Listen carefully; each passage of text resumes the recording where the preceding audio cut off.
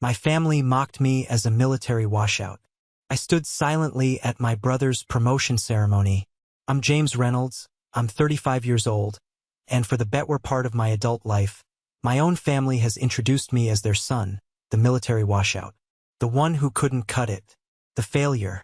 Before I tell you about the surreal moment, a 4-star general stopped my brother's promotion ceremony cold, locked eyes with me in a crowd of hundreds, and made my father's jaw literally hit the floor.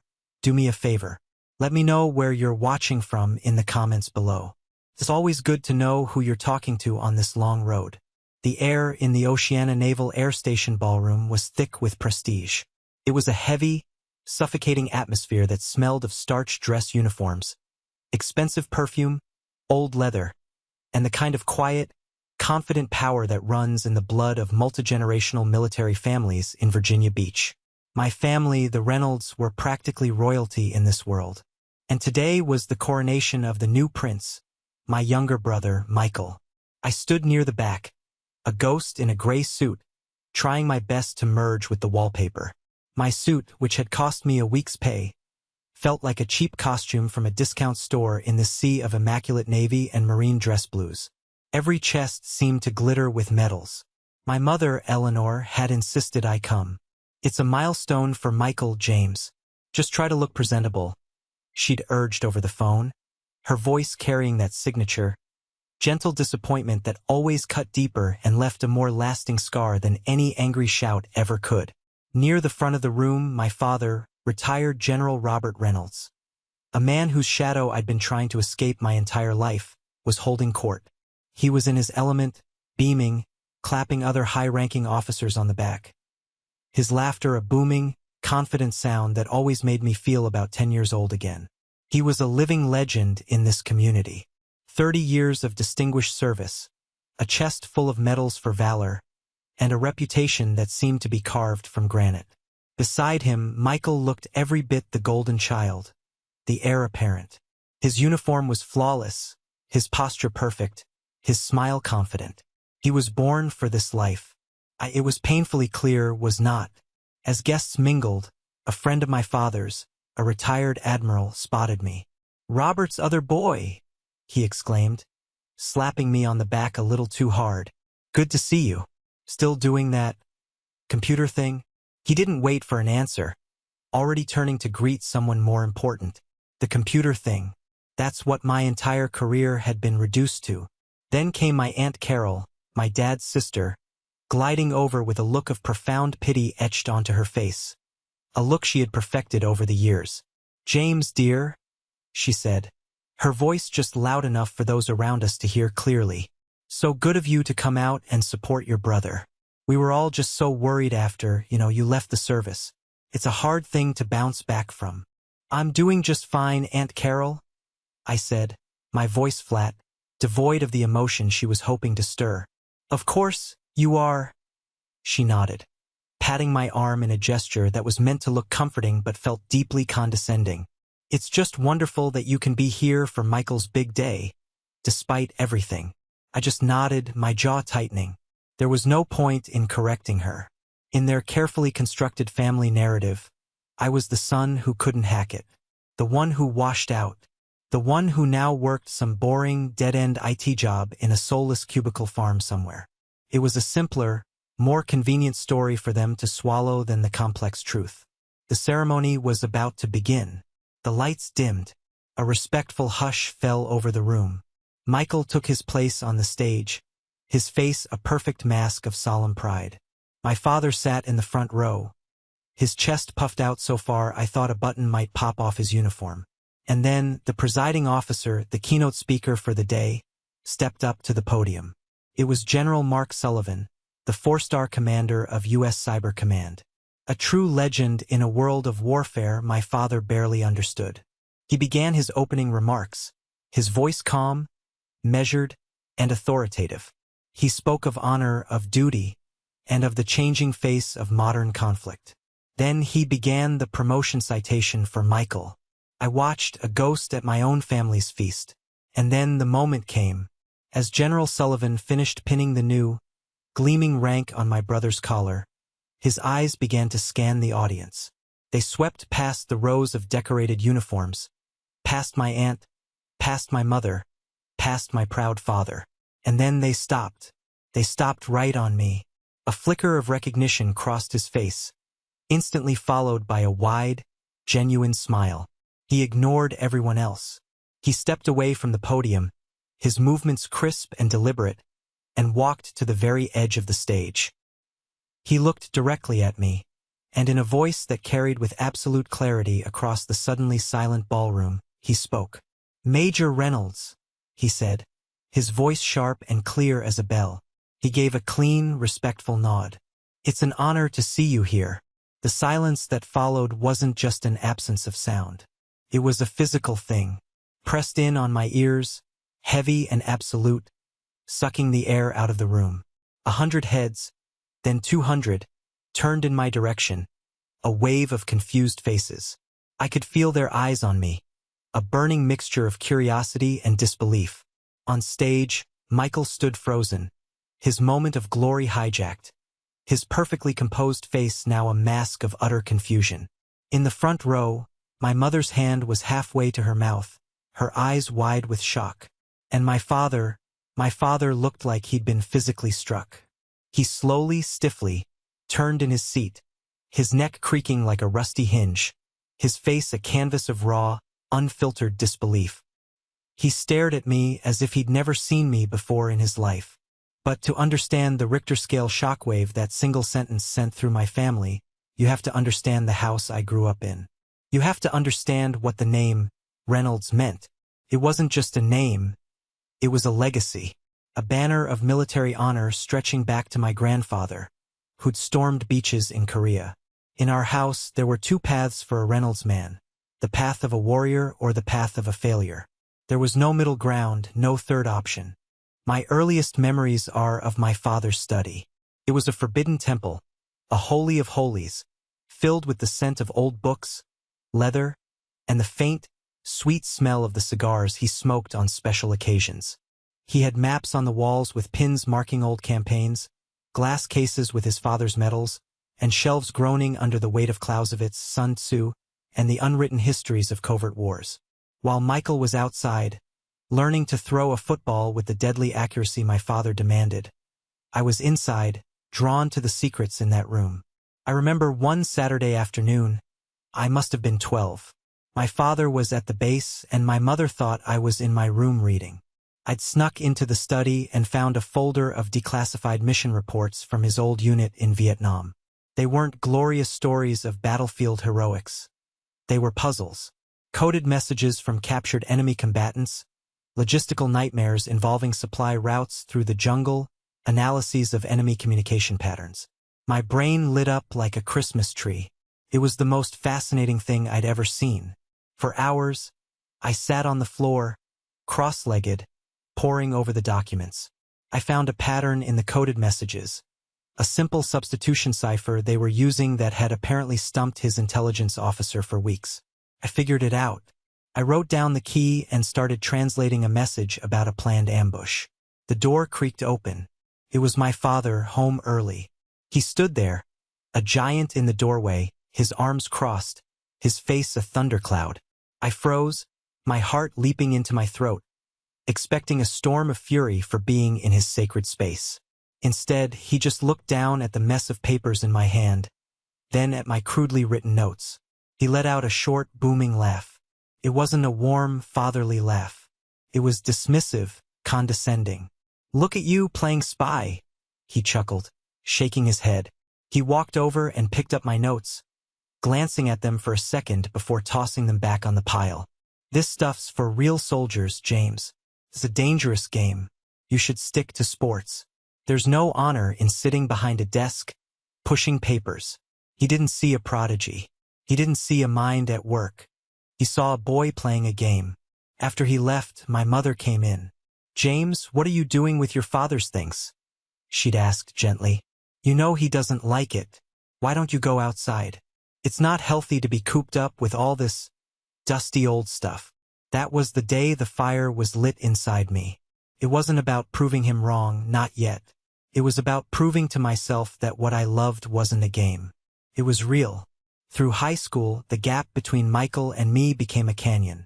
He was the star quarterback, the homecoming king, the living embodiment of my father's dreams. The local paper called him the general on the field, a nickname my father repeated with immense pride. At our dinner table, every single conversation revolved around his stats, his potential scholarships, his inevitable future in the Special Forces. Meanwhile, I was the quiet, nerdy captain of the cybersecurity club. We were a small group of outcasts who spent our weekends in the dim light of the school library, not under the bright lights of the football stadium. I was winning national cybersecurity competitions, once even finding a flaw in a Department of Defense-sponsored network simulation that earned me a quiet commendation and a letter from a general at the Pentagon. I tried to show my father the letter at dinner one night. He glanced at it, grunted, "That's nice, son," and then immediately turned to Michael. "So, tell me again about that final touchdown pass. The whole base is talking about it." My achievement was a pebble dropped into a lake. Michael's was a tidal wave. The day my acceptance letter to West Point arrived was supposed to be my moment of vindication. I had worked tirelessly, relentlessly for it. A perfect GPA, leadership roles in every club that would have me, and a brutal physical training regimen I'd put myself through in secret, running for miles in the pre-dawn darkness. I waited for dinner, my hands shaking almost uncontrollably as I held the thick, crisp envelope. "I got in," I announced, my voice barely a whisper. I slid the letter across the polished wood of the dining room table. My mother picked it up, her face clouded with concern. "Oh, James," she said, her voice laced with that familiar, worried tone. "Are you sure about this? So demanding. So much pressure." My father didn't even bother to look at the letter. He just smirked at Michael, who was trying to hide a grin behind his glass of milk. "I'll give you $1,000 he doesn't last the first semester," my father said, his voice casual, as if discussing the weather. It was a joke to him. My entire future, my greatest achievement, was nothing more than a punchline. That night, lying in bed, staring at the shadows on the ceiling, I made a vow. I would not fail. But more than that, I would never again give them the satisfaction of seeing me crave their approval. From that day forward, my success, my life, would be my own. West Point was everything they said it would be, and worse. It was a crucible designed to melt you down and recast you in the Academy's image. For most cadets, the enemy was the system itself. The grueling marches, the screaming drill sergeants, the impossible standards. For me, the system was just one of the enemies. I was an outsider from day one, the egghead, the keyboard jockey, who didn't fit the traditional warrior mold. My fellow cadets, guys who came from the same kind of proud military stock as my family, saw me as a weak link. My quiet competence in the classroom, particularly in strategy and technology courses, was misinterpreted as arrogance. The hostility was a constant, grinding war of attrition. During a 10-mile march, my canteen would mysteriously empty. My bunk would be perfectly made, only to be trashed seconds before inspection. It was death by 1,000 cuts, designed to make me quit. And it almost worked. The worst came during a live-fire exercise in the pouring rain. We were shooting at distance targets, a test of pure marksmanship under pressure. I took my position in the mud, aimed, and fired. The bullet went wide, wildly wide. I adjusted, took a breath, fired again. Same result. My drill sergeant was screaming in my face, his voice raw, calling me a disgrace to the uniform. My heart pounded with shame and a burning confusion. Later, back in the barracks, soaking wet and covered in mud, I discovered the cause. Someone had tampered with my rifle sights, cranking them so far off-center it was a miracle I hadn't hit someone on the neighboring lane. It was sabotage, a dangerous, potentially lethal act of malice. I reported it. An investigation was launched, but it went nowhere. It was my word against the silent, unified front of the other cadets in my platoon. No one saw anything. That incident was a profound turning point. Taught me a hard, cold lesson. Being seen, being on the radar, made you a target. The best way to operate, to survive, was to become invisible. I was on the verge of giving up. I'd call home, my voice hollow, hoping for a word of encouragement, and get a lecture instead. My father would say things like, "This is what separates the men from the boys, James. Suck it up." My mother would gently suggest, "Maybe it's just not for you, honey. There's no shame in coming home." There was one person who saw something different. Lieutenant James Vega. He was a young instructor in the Signals Intelligence Department, a West Point graduate himself, but his mind worked like mine. He saw the frustration in my eyes, and instead of offering pity, he offered a challenge. He started pulling me aside, giving me complex puzzles, encrypted data sets from real-world scenarios, and network vulnerabilities to crack. While other cadets were running obstacle courses until they puked, I was running cyber offensives in a secure, windowless computer lab. "The battlefield is changing, Reynolds," Vega told me one night, looking over my shoulder at a screen full of glowing green code. "The next war won't be won with rifles and tanks alone. It'll be won by guys like you, the ghosts in the machine." He was the first person in a position of authority who ever made me feel like my skills were not just valid, but vital. He became my mentor, my advocate, the one person who kept me from walking away. He saw the warrior in me. It just wasn't the kind my father recognized or valued. I didn't just survive West Point. I thrived. In the shadows, in the world of data and signals that Vega had opened up for me, I found my element. I graduated in the top 2% of my class. At my graduation ceremony, my family was there, of course. My father, in his old, decorated uniform, looked as imposing as ever. He shook my hand. It was a brief, formal, perfunctory handshake, the kind you give a business acquaintance. There was no hug. "No, I'm proud of you, son." All he said was, "The real military is a different beast, James. This was just the start. Let's see how you handle the real world." As they walked away to go congratulate the son of one of my father's friends, a boy who had graduated near the bottom of the class but had been a star on the academy's football team, Vega came up to me. He clapped me firmly on the shoulder, a wide, proud grin on his face. "You did it, Reynolds," he said. "Don't you ever let anyone tell you what you're worth. You go out there and you show them." I looked at his outstretched hand, then at the backs of my family disappearing into the throng of happy people. I knew right then my war had just begun, and it wasn't going to be fought on any battlefield they would ever see.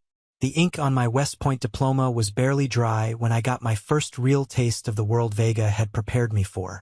My first assignment wasn't at some dusty outpost in the desert or on a gray naval ship slicing through the ocean. It was in a SCIF, a sensitive compartmented information facility, a windowless, climate-controlled room buried deep inside the sprawling complex of Fort Meade, Maryland, the heart of the National Security Agency. The air hummed with the constant, low-frequency sound of servers and the quiet murmur of dozens of analysts staring intently at screens that held the world's most sensitive secrets. This was my new battlefield, and the weapons were code and logic. Within 6 months, I was assigned to a small, elite team tasked with tracking a sophisticated foreign terrorist cell. They weren't building primitive bombs in a desert camp. They were planning to unleash chaos by crippling America's infrastructure, by hacking into our power grid and plunging millions into darkness. It was a silent, invisible war fought with keystrokes, algorithms, and sheer intellectual horsepower. For weeks, I barely saw the sun. I lived on stale coffee and adrenaline, working 20-hour days, my mind completely immersed in a digital world of ghosts, backdoors, and shadowy networks. I chased them across 3 continents from my swivel chair, following their digital footprints through servers in Eastern Europe, shell corporations in Southeast Asia, and darknet forums. Finally, I found their entry point. I found the vulnerability they were planning to exploit. It was a tiny, overlooked backdoor in a piece of commercial software used by municipal power stations across the country. A needle in a global haystack. I didn't just find it and patch it. On the recommendation of my commanding officer, we decided to let them in. I laid a trap inside that digital vulnerability, a honeypot, a virtual cage lined with digital tripwires and surveillance tools that would not only stop them but expose them. The night they made their move, our entire floor held its breath. The tension was palpable. We watched their code slither through the door I'd left open for them. We tracked their progress as they navigated through the decoy network I had built, thinking they were approaching the core controls of a major city's power grid. And just as they were about to execute their final payload, we slammed the door shut behind them. We locked them in the digital cage. In a matter of minutes, we didn't just stop their attack. We dismantled their entire global network, identified their key operators, and fed their precise physical locations to CIA assets on the ground. It was a complete and total victory, and not a single shot was fired. I received a commendation for my role, a quiet affair in a superior's office, a firm handshake, and a job well done, Lieutenant. I was buzzing, riding a high of accomplishment I'd never felt before. I had made a real difference. I had to tell someone. I called home, my heart thumping with a naive excitement. My mother answered, "James, how are you, dear?" "I'm great, Mom. Something really good happened at work. Something important." "Oh, that's nice, honey," she said, her voice clearly distracted. I could hear the theme music of a game show in the background. "That's wonderful. Are you dating anyone yet? Your cousin Jennifer is single again, you know. She's a lovely girl." My heart sank like a stone. "No, Mom. This was a big deal. For my career. I got a commendation." "A what?" "Oh, a commendation. How nice for you. Listen, honey, my show is starting. I have to go. Your father and I are about to watch Jeopardy. You take care now." Click. The line went dead. I stood there, holding the phone, the silence of my small apartment suddenly deafening. The weight of my achievement felt like it had evaporated into thin air. A few days later, I steeled myself and called again. This time, my father answered. The tone was completely different. The house was buzzing with an energy I could feel through the phone line. "Big news, James," he boomed, his voice crackling with a pride I had never, ever heard directed at me. "Your brother just got accepted into the Special Forces qualification course. He's going to be a Green Beret. Can you believe it? A real Reynolds warrior. We're having a party for him this weekend. The whole neighborhood is coming. You should see your mother. She's so proud she could burst." My commendation, my silent victory that had saved lives and protected the nation's infrastructure, was nothing. It was an abstract concept he couldn't grasp. Michael, however, was concrete. He was a hero they could understand, a hero they could show off. I mumbled my congratulations, made an excuse about being busy at work, and hung up. I didn't go to the party. That was the moment the final piece of my old self broke away. A few months later, I was called into a meeting that would change the course of my life forever. It wasn't at Fort Meade. It was in a nondescript office building in a DC suburb, a place that screamed, anonymous government contractor. The man across the polished mahogany table was a civilian, but he had the kind of cold, assessing eyes that saw right through you.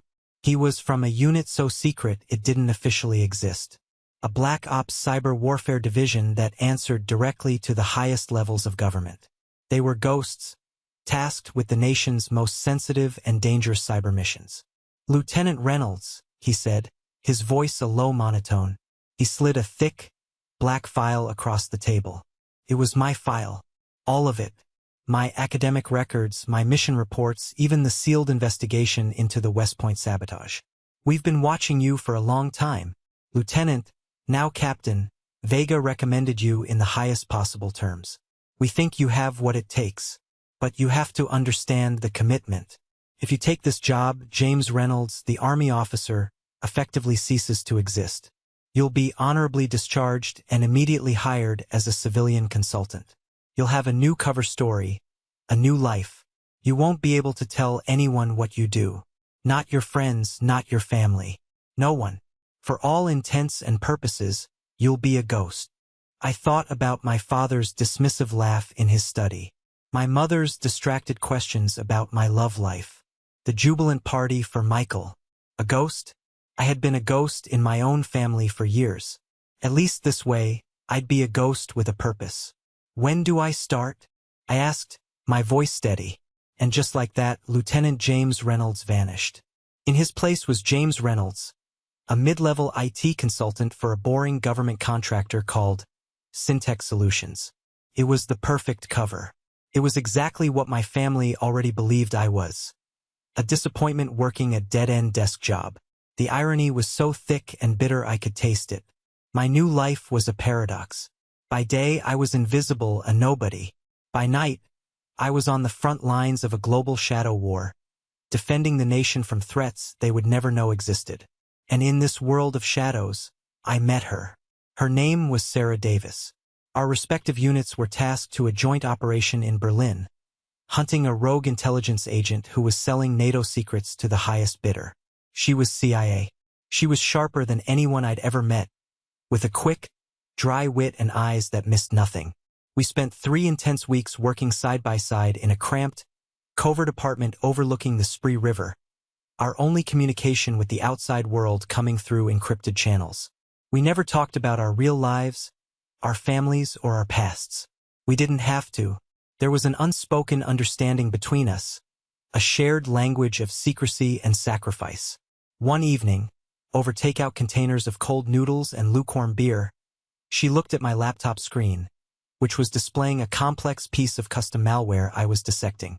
"That's an elegant structure," she said quietly, pointing with her chopsticks. "The polymorphic engine is beautiful. It almost looks like Stuxnet, but the payload delivery is more personal." It wasn't a question a normal person would ask. It was a comment that showed a deep, intrinsic, and expert understanding of my world. In that single moment, I felt seen in a way I hadn't since my late-night conversations with Vega. I looked at her, really looked at her, and saw a reflection of my own life. The secrecy, the sacrifice, the quiet competence. I saw a fellow ghost. Our relationship was forged in that crucible of secrets. We fell in love over secure comms and classified briefings. When we decided to get married, it wasn't a big affair. There was no white dress, no fancy reception. It was a quick, simple ceremony at a courthouse near a secure base in Maryland, with 2 colleagues, another ghost from my unit and her CIA handler, as our witnesses. It was perfect. I knew I had to tell my family. I braced myself for the inevitable and flew home with Sarah for a weekend. The introduction was exactly as painful as I expected. My mother was polite but distant, her smile never quite reaching her eyes. She pulled me aside in the kitchen while Sarah was in the bathroom. "She seems nice, James. A bit intense, maybe? Is she gonna help you, get back on track? Settle down? Find a real career?" My father sized Sarah up during a painfully quiet dinner. He treated her with a kind of patronizing charm, the way a general might treat a new recruit's nervous, small-town girlfriend. "So, Sarah," he said, leaning back in his chair, "what is it you do, exactly?" "I'm a policy analyst for the State Department," she replied smoothly, using her official, boring cover story. My father nodded, satisfied. Good. A stable government job. This young man needs some stability in his life." He winked at me, as if we were in on some private joke about my wayward life. "It's a tough world out there when you don't have the military to keep you in line." Sarah just smiled. A small, knowing smile that he completely misinterpreted. She didn't flinch. She didn't defend me. She just sat there, exuding a calm, unshakable confidence that my family had no frame of reference for. They saw a quiet, ordinary woman. They had no idea they were sitting across from one of the CIA's sharpest field operatives. They had no idea she was the only person on Earth who knew who I really was. On the flight back, as the fields of Virginia shrank below us, Sarah took my hand. "They really have no idea, do they?" she asked softly. I leaned my head back against the seat and closed my eyes, the drone of the engines a comforting hum. "No," I said, "and that's the way it has to be." I had made my choice. I had my work. I had Sarah. I had built a life for myself in the shadows, a life of purpose and meaning. I told myself I didn't need their approval. I told myself I didn't care.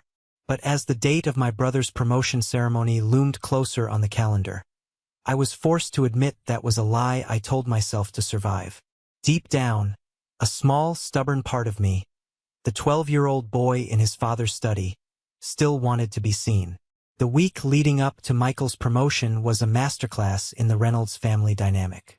The phone calls were constant, but they were never really for me.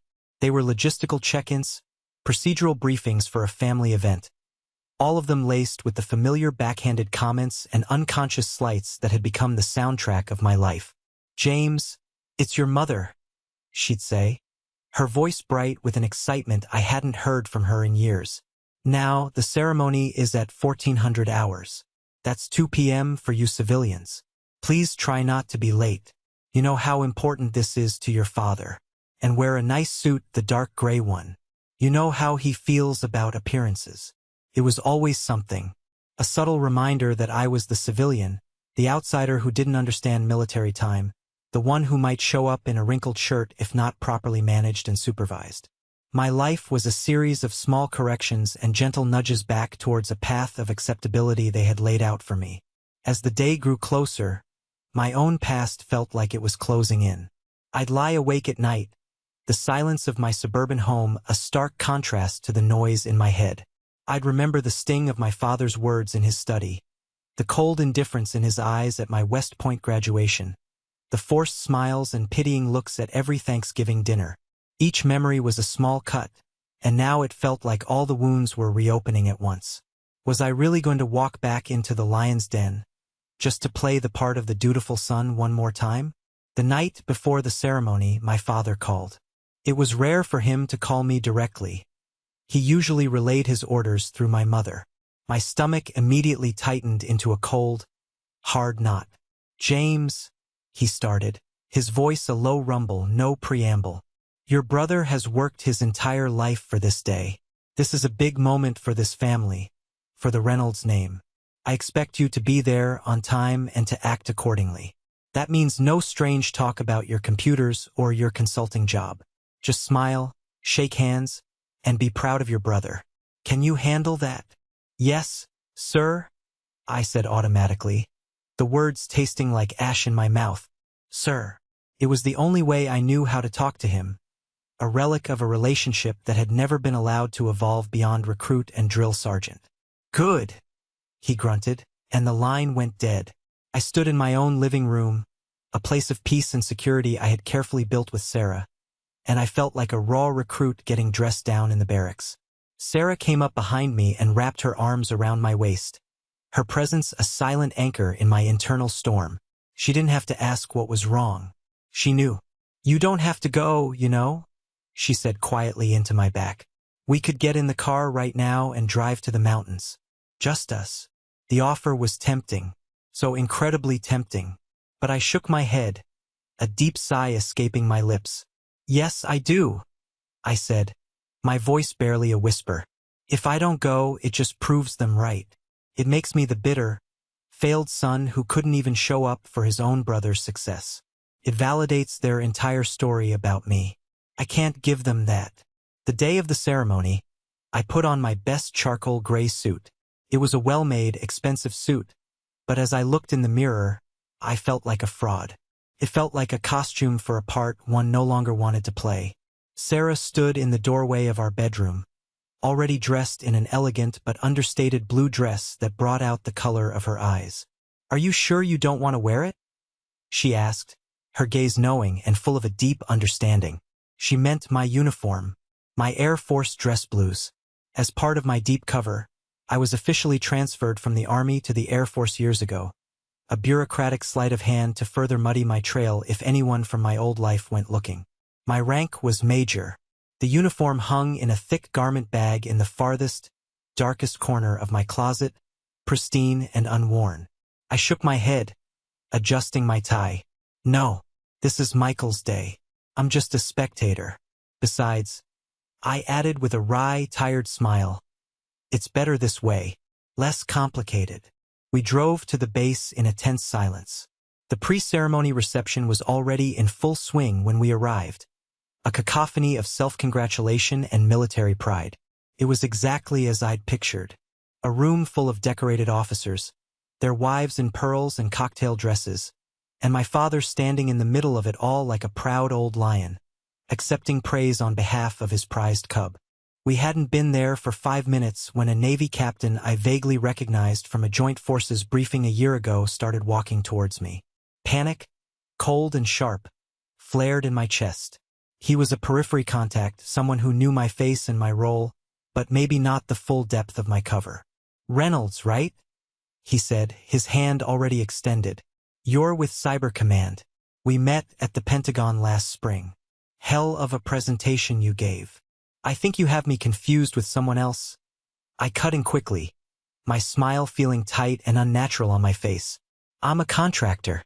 Syntax Solutions. Mostly boring stuff, spreadsheets and server maintenance." The captain looked confused for a second, his brow furrowed. "Really? Wow, you look just like this guy. Sharp as a tack." He shrugged, the moment of confusion passing. "Well, my mistake. Enjoy the ceremony." He nodded and moved on, disappearing back into the crowd. I let out a breath I didn't realize I was holding. My heart was hammering against my ribs like a trapped bird. Sarah gave my hand a light, reassuring squeeze. "Close one," she whispered, her eyes twinkling with a hint of amusement. Before I could even respond, Michael appeared at my side as if from nowhere. He was glowing, soaking in the attention like a sponge. He had a drink in his hand and that familiar, arrogant smirk on his face that he'd perfected since we were kids. He leaned in close, his voice a low, condescending drawl meant only for me. "Hey, big brother. Glad you could make it." He looked me up and down, taking in my civilian suit with a look of faint, theatrical disdain. "Try to keep a low profile, huh? This is a day for real soldiers. We wouldn't want you confusing anyone with your little computer stories." He clapped me on the shoulder, a gesture that was meant to look friendly to any onlookers but felt like a physical shove. And then he was gone, swallowed back into a laughing crowd of his admirers. That was it. That was the moment something inside me snapped. It wasn't loud. It wasn't dramatic. It was a quiet, cold, definitive click, like a lock seating into place. For 15 years, I had swallowed their condescension. I had eaten their pity for breakfast, lunch, and dinner. I had accepted my assigned role as the family ghost, the cautionary tale of the son who aimed too high and fell too far. I did it because I thought it was the only way to have any relationship with them at all. I did it because it was easier than fighting a war I knew I could never win. But standing there, feeling the phantom sting of my brother's words, a lifetime of slights coalescing into a single, white-hot point of clarity, I realized I was done. I was done being their footnote. I was done being invisible. I wasn't going to make a scene. I wasn't going to yell. I was going to do something much simpler, much quieter, and infinitely more devastating. I was going to let the truth do the work. I turned away from the crowd, my movements calm and deliberate. I pulled out my phone. My hands were perfectly steady. My pulse was even. I found the contact for General Sullivan's aide, a sharp young captain I'd worked with on Operation Nightshade. My thumbs moved across the screen, the light of the display illuminating my face. The message was short, terse, professional. "Captain Major James Reynolds here.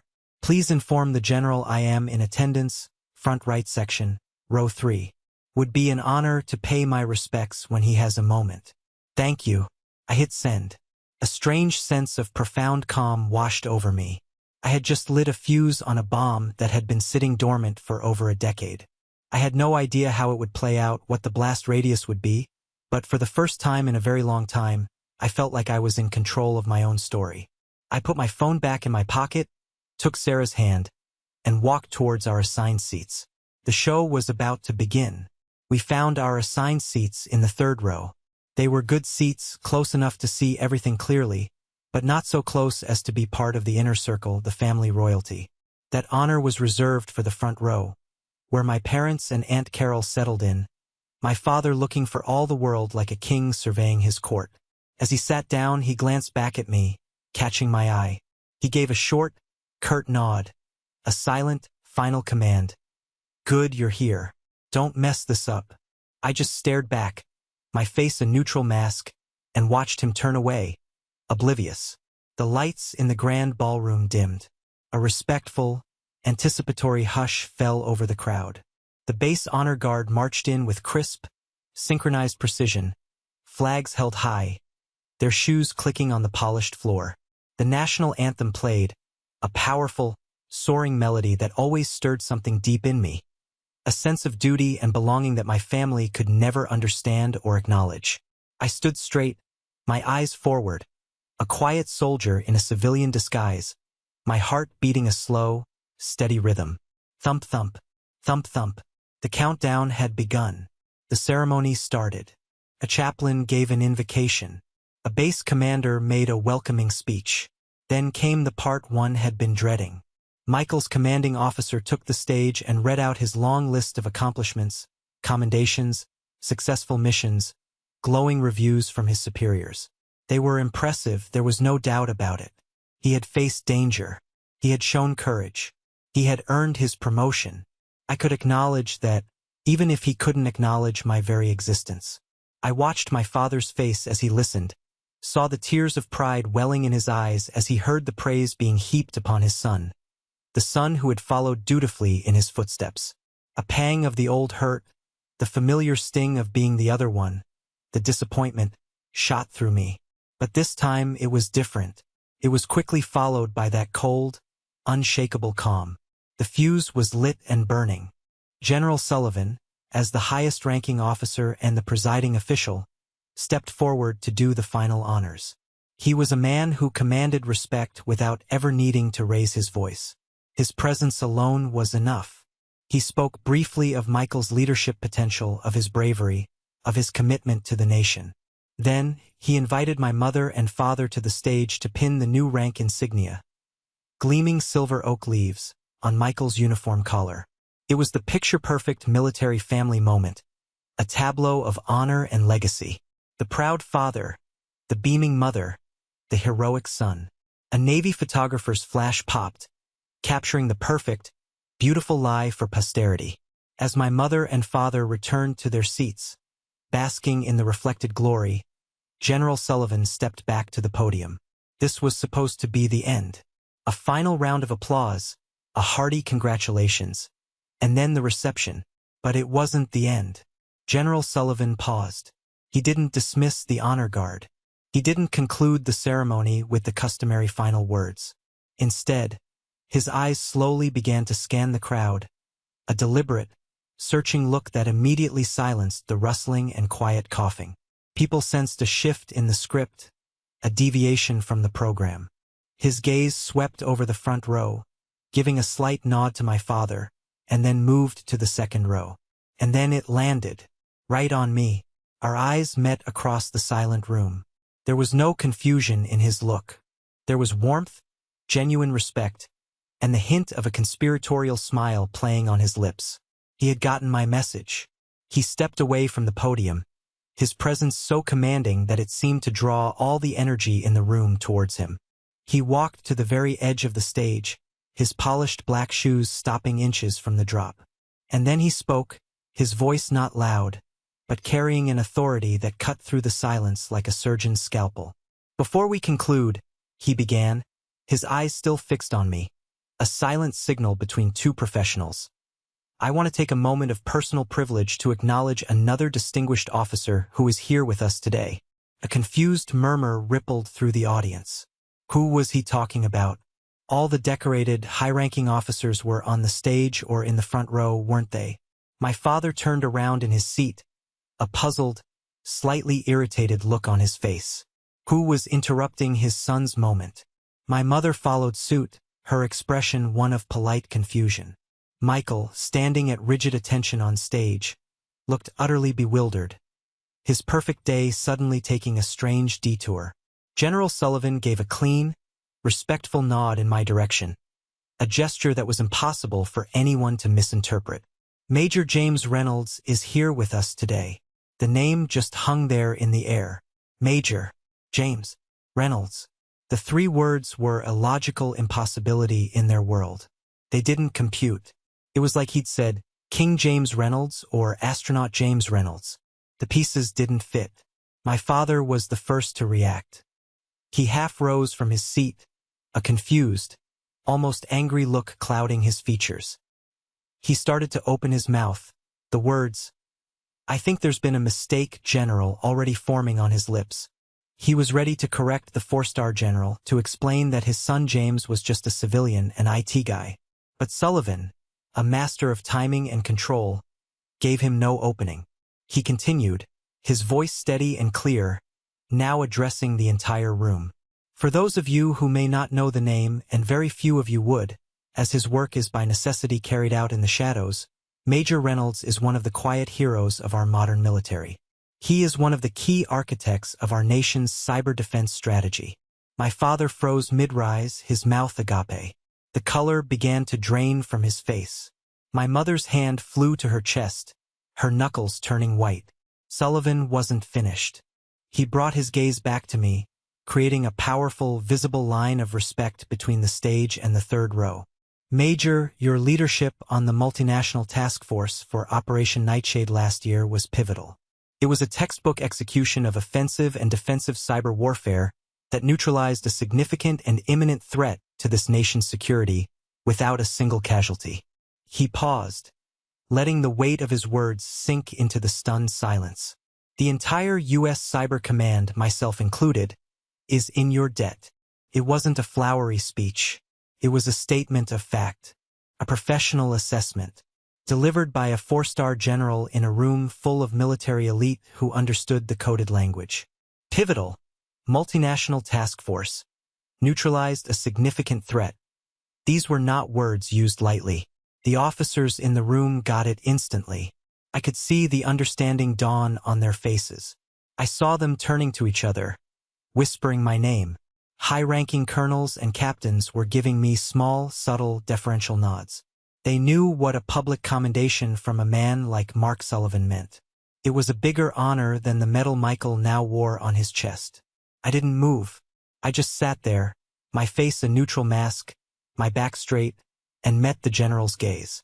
I gave a single, slow nod of my own, a nod of thanks, a nod of acknowledgement, a nod that said, "Message received."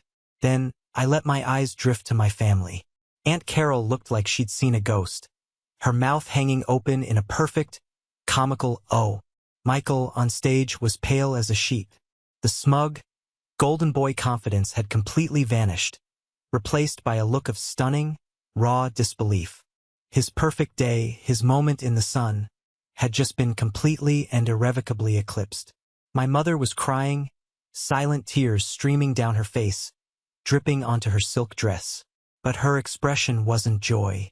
It was a complex, heartbreaking mix of shock and a dawning, horrified realization. She looked from me to my father and then back again, and in her eyes, I saw a flicker of accusation, as if she was seeing the last 20 years of our family's history in a new, terrible light. And my father, General Robert Reynolds, the man of iron, the legend, his face had drained of all color. The ruddy, proud complexion was gone, replaced by a pasty, grayish pallor. His jaw, which had been set in a line of smug, paternal pride just moments before, was now slack. He looked at me, his son the failure, the washout, the IT guy, and for the first time in my entire life, I saw him at a complete and utter loss. He didn't see the boy playing spy anymore. He saw a major. He saw a man his own superior officer had just publicly praised as a national hero. He saw a complete and total stranger. The spell was broken. The comfortable, convenient story they had told themselves for 15 years had just been obliterated in 30 seconds of public truth. And we all knew, in that deafening, echoing silence, that nothing would ever be the same again. The rest of the ceremony was a blur of motion and sound that never quite penetrated the bubble of calm that had enveloped me. General Sullivan concluded his remarks. The honor guard marched out, and applause filled the room, but it felt distant and muffled, like I was hearing it from underwater. The second it was officially over, the room erupted in a buzz of excited chatter. Immediately, a small crowd started to form around me. Several high-ranking officers I'd never met made a beeline for my seat, their hands outstretched, their faces alight with a mixture of curiosity and professional respect. "Major Reynolds, an absolute honor, sir." I read the unclassified summary of Nightshade. "Brilliant work. Just brilliant. James, it's a pleasure to finally put a face to the name. What your team did was legendary." We were studying it at the War College last month. I shook hands, murmured my thanks. You're too kind. The whole team deserves the credit. My movements feeling automatic, detached. I was an actor playing a part, but for the first time it was the right part. Out of the corner of my eye, I saw my father, a man who was usually the center of gravity in any room, standing alone and looking lost. He was being approached by his old friends, other retired generals, who were no doubt asking him questions he had no answers to. He just waved them off, his eyes never leaving me, his face a mask of confusion. It was my mother who made the first move. She pushed through the small crowd that had formed around me, her face blotchy and pale, her eyes red-rimmed. Sarah, who had been standing quietly by my side, a silent, steadying presence, put a protective hand on my arm. "James," my mother whispered, her voice trembling so hard I could barely understand her. "We need to talk. We need to talk now." My father and Michael followed close behind her, their faces grim. They looked like a delegation arriving to negotiate a surrender. My father pointed a shaky finger towards a small, empty conference room off the main ballroom. "In here," he said. It wasn't a request. It was an order, but the usual force behind his voice was gone, replaced by something rough and uncertain. The four of them filed into the room. I took a deep breath, the sterile air-conditioned air feeling cool on my face, and followed them, Sarah's hand finding mine and giving it a reassuring squeeze. Her presence was my anchor. My father didn't wait for the door to click shut. He rounded on me, his composure finally breaking. "What the hell was that?" he demanded, his voice a low, furious growl. He wasn't yelling, but the contained rage in his tone, the sheer force of his confusion, was more intimidating than any shout. Michael stepped forward, his face a mask of raw betrayal. "A major? Cyber Command? You've been lying to us for years. All that time, you let us think. You let us treat you like—" His voice trailed off, unable to finish the sentence, unable to articulate the role he had so eagerly played. "Lying?" I asked, my voice dangerously quiet.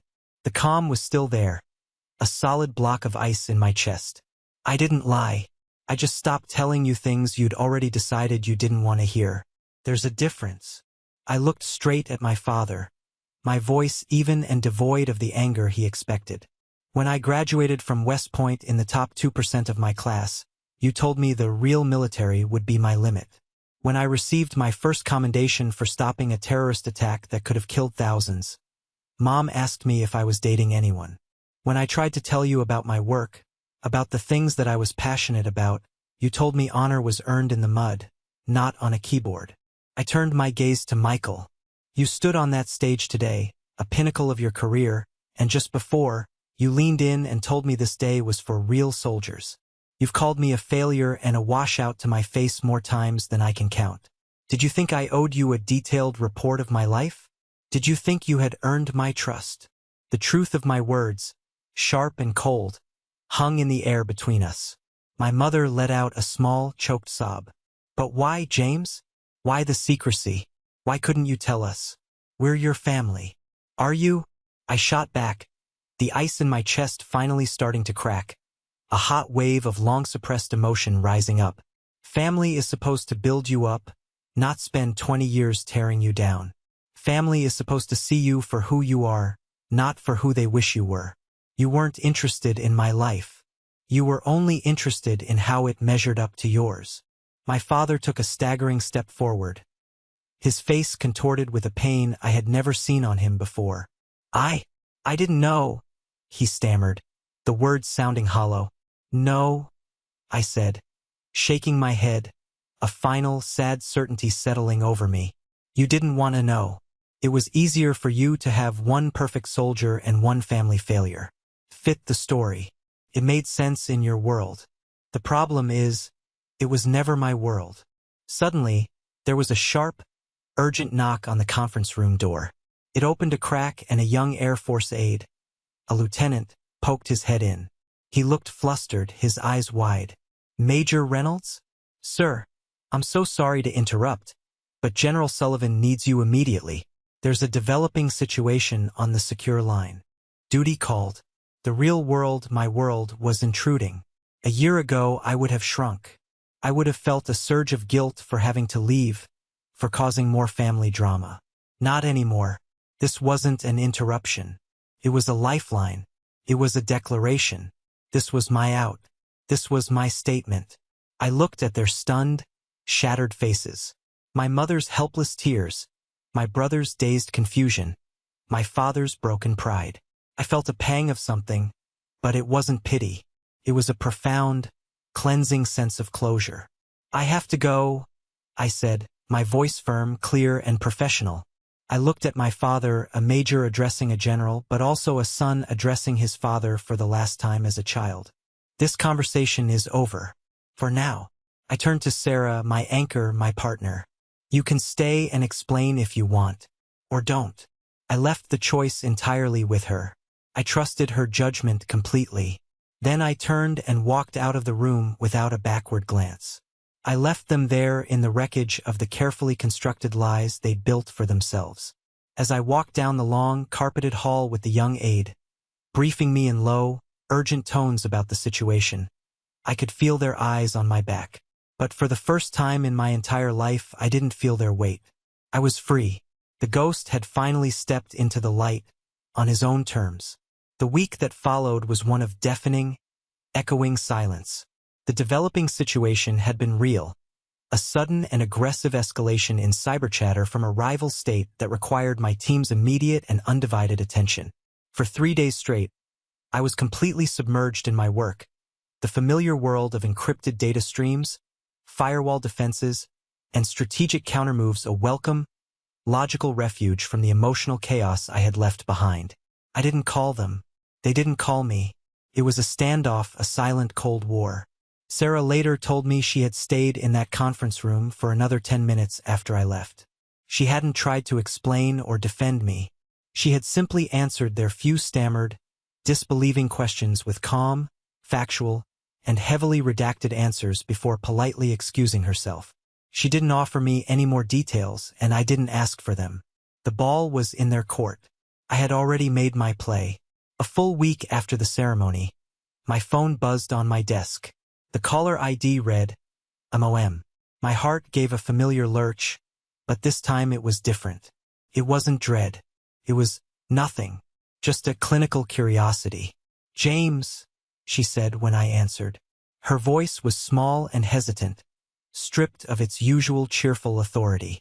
Your father and we were wondering if you and Sarah would be willing to come over for dinner on Sunday. Just us. If you're not too busy. The last 5 words were the key. If you're not too busy.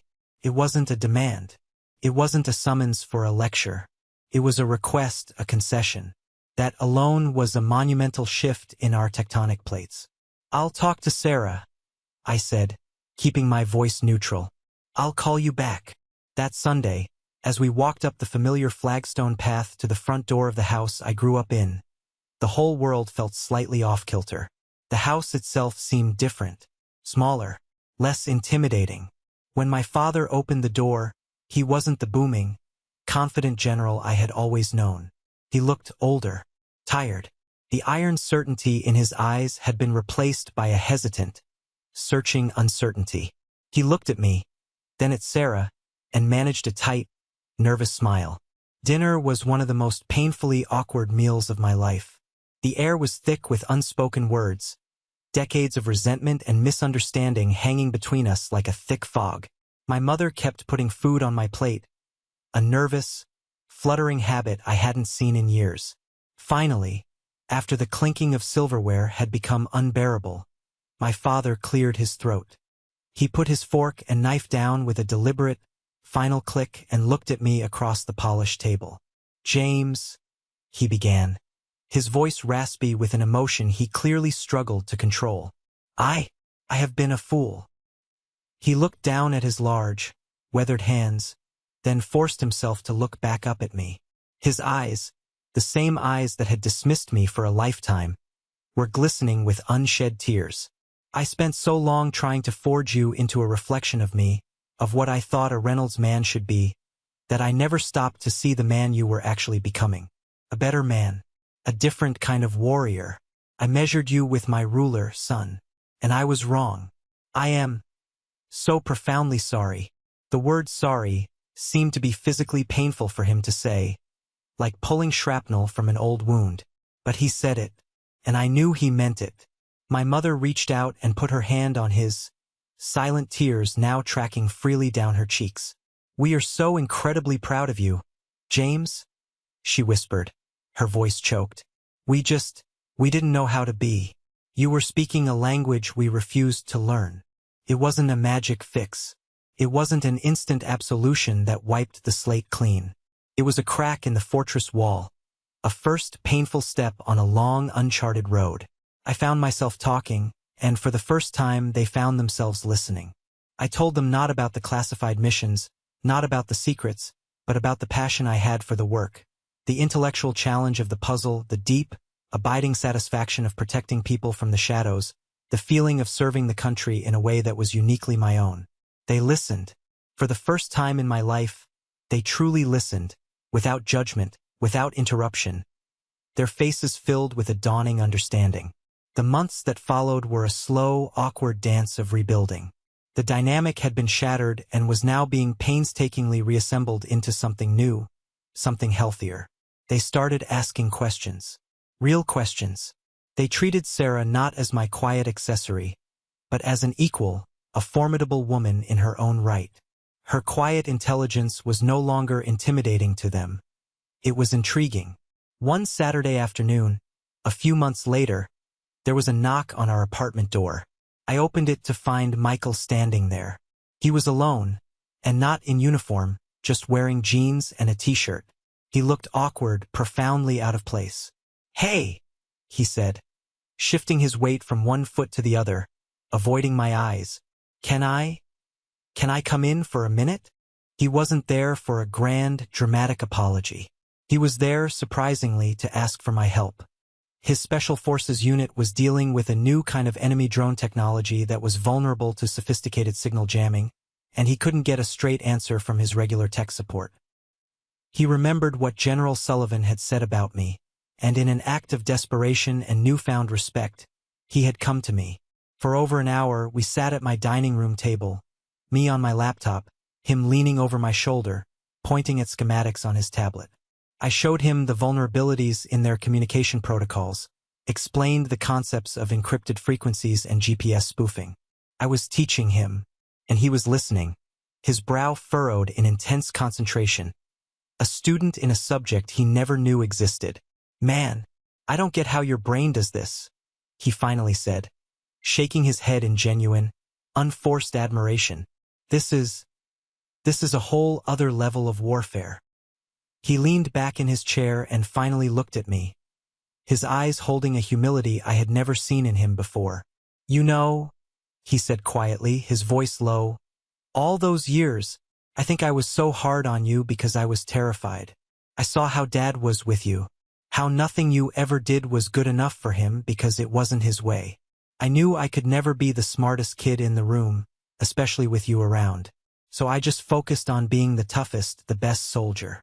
I thought if I was the perfect warrior, he would never look at me with that cold disappointment he always seemed to save for you. There it was, the final, hidden piece of the puzzle. It wasn't just arrogance. It was fear. He wasn't my rival.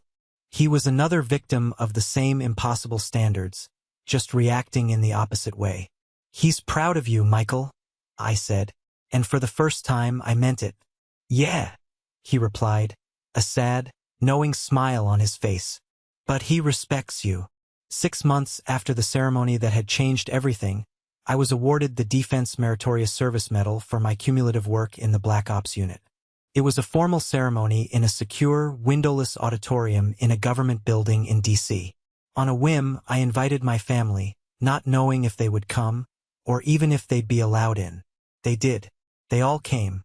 Security clearances were quietly arranged. They sat in the front row. When my name was called and my citation was read, a heavily redacted but still impressive summary of my contributions to national security, I looked out and saw them. My mother was beaming, her tears ones of pure, unadulterated joy. Michael was watching me with an expression of profound, brotherly respect. And my father, he was standing tall, his back ramrod straight, but his face was filled with a pride so immense, so powerful, it seemed to light up the whole room. It was a pride that was quiet, deep, and absolute. Afterward, he walked up to me, his steps sure and steady again. He didn't look at my face at first. He looked at the gleaming metal pinned to my dress uniform. He gently reached out and touched its edge with his fingertips, a gesture of almost holy reverence. "The Reynolds name," he said, his voice thick with emotion. He finally looked up and met my eyes. "I always thought it was about carrying on a tradition, about fitting a mold. You taught me it's about making your own. You didn't just live up to the name, James. You redefined it." He pulled me into a hug, a real, strong father-to-son hug, one that was 35 years in the making. And in that moment, in that quiet embrace, the long Cold War was finally over. I had won. But the victory felt different than I ever could have imagined. It wasn't about them anymore. It was about me. There's a picture on my mantelpiece now. It was taken after the medal ceremony. A quick photo snapped by Sarah on her phone. The 5 of us. My mother is standing between Michael and me, her arms linked through ours, her smile wide and genuine. My father stands behind her, his hand resting firmly on my shoulder, a look of serene pride on his face. My brother is looking at me, a real smile in his eyes. And Sarah is beside me, her head resting lightly on my arm, her expression one of quiet, knowing contentment. Everyone is smiling, a real, genuine smile, not the strained, polite, hold-your-breath smiles of all the old family photos from my childhood. It's the first picture we have where we all look like we actually belong together, a messy, imperfect, but finally whole family. Next to that photo sits my medal, encased in a simple glass box. It's a heavy, beautiful thing, a tangible piece of proof of a life lived for years in the deepest of shadows. For a long time, I thought getting that recognition, forcing them to finally see me and my world, was the end goal. I spent years of my life chasing a ghost, the ghost of my father's approval. I thought that if I could just catch it, just force him to acknowledge my worth on my terms, I would finally feel whole. I thought their validation was the prize. But the funny thing is, by the time I finally got it, by the time it was offered freely and with genuine remorse, I realized I didn't need it anymore. The desperate, aching need for it had vanished. The journey wasn't about proving them wrong. Looking back, I see that with a clarity that only comes with time and distance. It was about proving myself right. It was about having the courage and the conviction to walk a path no one else understood, to pursue a passion they dismissed as a game, because I knew, deep in my gut, that it was my path. The approval, the apologies, the pride, they are a welcome epilogue, a beautiful, healing end to a long and painful chapter. But they are not the main story. The main story was written in the quiet, lonely hours in front of a glowing computer screen. It was written in the unspoken trust and camaraderie between me and my teammates, my fellow ghosts. It was written in the life I built with Sarah, a fortress of love, mutual respect, and shared secrets. My worth was never up for their debate. It was a fact I just had to learn to accept for myself, independent of their verdict. Sarah walked up behind me as I was looking at the mantelpiece the other night. She wrapped her arms around my waist, her familiar warmth a comforting presence, just as she had done on that terrible, tense night before the ceremony. "What are you thinking about?" she whispered, her chin resting on my shoulder. I looked at the photo, at the smiling faces of the family I had finally found my way back to, and then I looked at our reflection in the glass of the picture frame. The family I had chosen, the family I had built, the one constant in my chaotic life. "I was just thinking," I said, turning my head to kiss her, "that I know exactly who I am. My name is James Reynolds. I'm a husband. I'm a brother and a son. I am a major in the United States Air Force. Their recognition doesn't define me. I define me. Thank you for listening to my story. I hope it resonated with you in some way. Have you ever been in a situation where you had to fight to be seen for who you truly are? Share your story in the comments below. And if this meant something to you, please consider liking and subscribing so you don't miss what's next.